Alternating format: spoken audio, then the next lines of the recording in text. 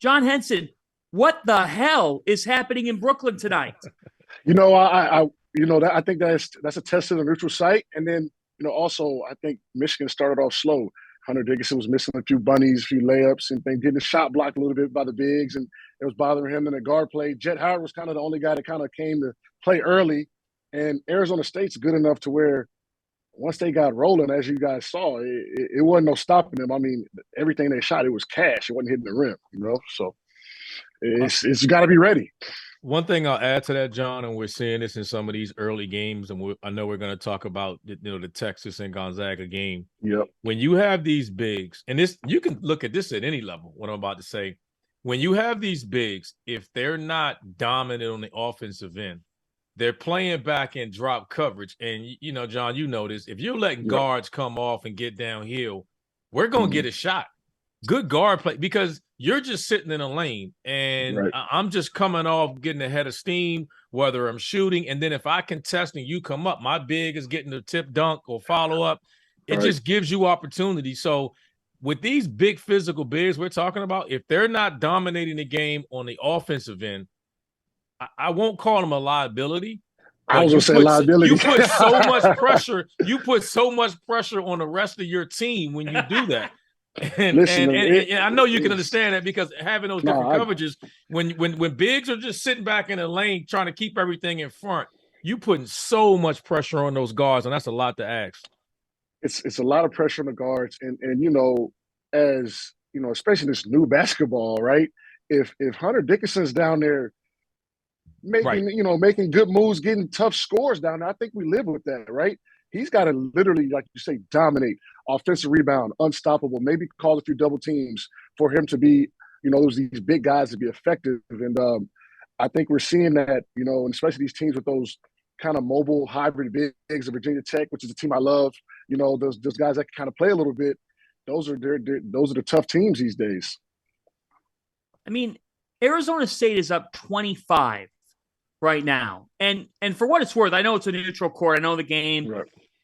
I understand that. It is a pro-Michigan crowd. Let's face it. And Randolph, we were talking about this before the show. It's cold up here too.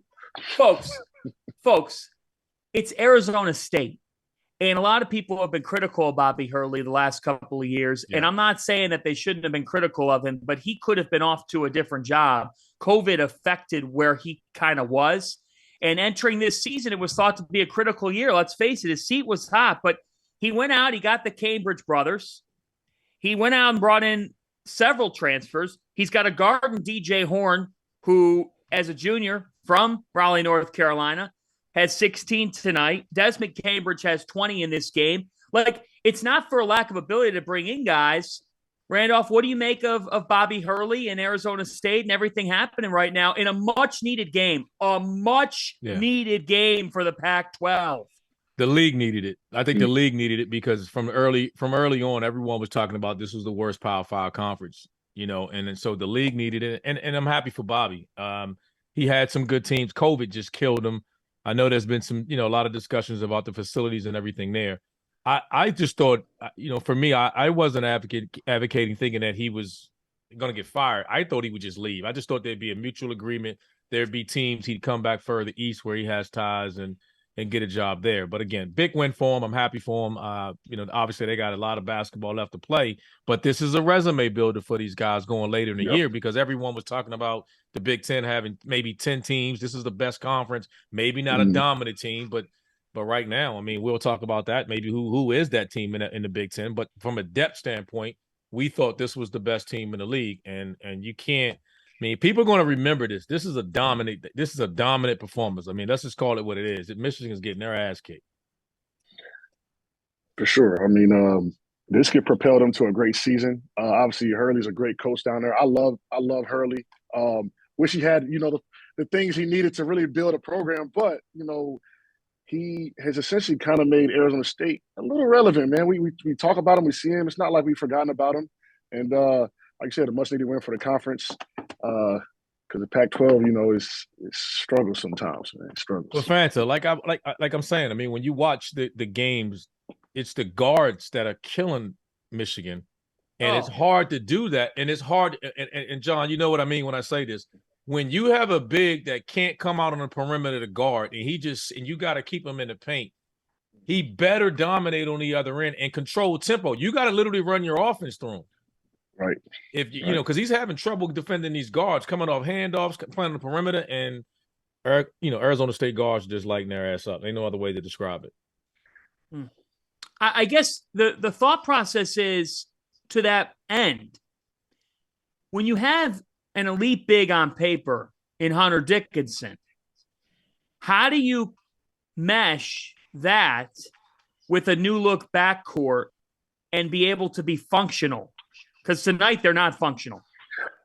I think for like traditional big to be successful, in my opinion, you got to start feeding him early and get him going, and then you can kind of play from there.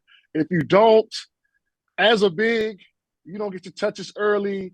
You know, you may not go as hard on the offensive rebound. Hey, you may not get back as fast. When you get your big boys some buckets and some easy buckets, he's going to be a little more aggressive on that pick and roll. He's going to guard a little more. So I think that's kind of what Michigan needed to do. And, you know, with the guard, you know, these days with the guard play, right, you know, it's kind of how the game is going.